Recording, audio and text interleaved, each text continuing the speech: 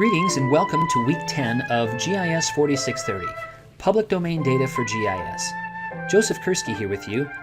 Now this week, you'll consider the future of public domain spatial data within GIS. It's the last week of the course, so we're going to be looking beyond this course. So where are you going to take this information? The data, the procedures, the methods, the networks that you formed in the class, and how will you use them in the future? So the final project is due this week, and I challenge you to pursue this project into the future. Before too much time passes after this course ends, you might consider giving an informal presentation on your project to at least one of your colleagues, asking for his or her honest feedback.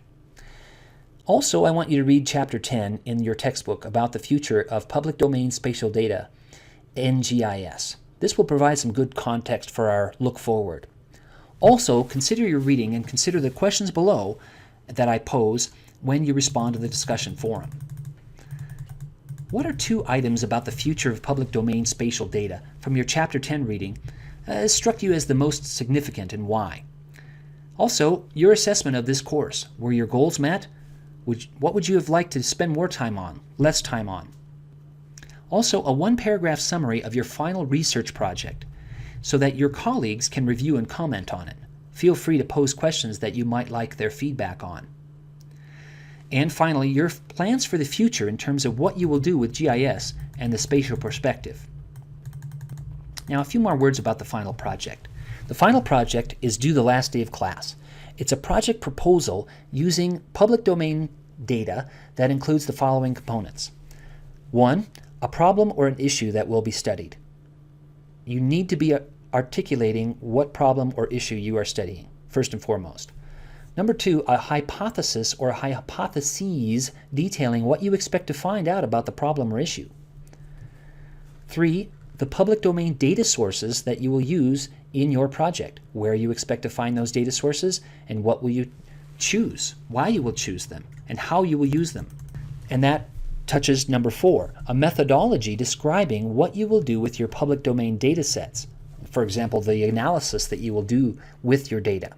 And number 5, the conclusions that you might draw from your data. I don't want to box you in with additional requirements, so I'll leave what the project proposal should entail up to your best judgment. But at a minimum, it should include detail expanding the above items, references to other studies that exist on this topic to show that you are paying attention to other research and development on your chosen topic. In other words, if you're you're performing a GIS-based analysis of wildfires, you should have several references to what other people have done with applying GIS to fire studies. Note that most of the times these items should be peer-reviewed research. Wikipedia is okay for a few items, but you need to include some journal articles and published print or ebooks. Keep in mind, folks, that this is a proposal only. You're not expected to carry through on the proposal in terms of actually downloading and formatting and using the data and running the analysis.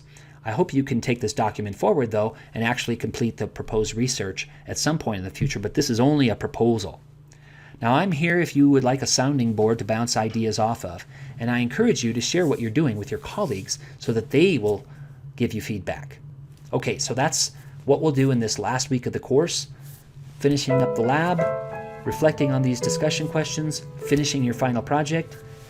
I hope that's valuable and relevant, and we'll see you online. Thanks.